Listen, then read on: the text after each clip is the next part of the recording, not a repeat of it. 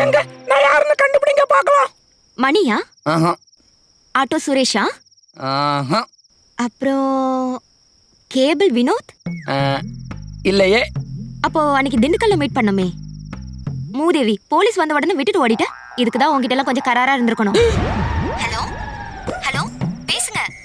Police வந்த உடனே விட்டுட்டு ஓடுனானா? லைன் கட் ஆயிருச்சா? ஹலோ கடவுளே. Hello hello. ஹே, நீ அருண் தானே?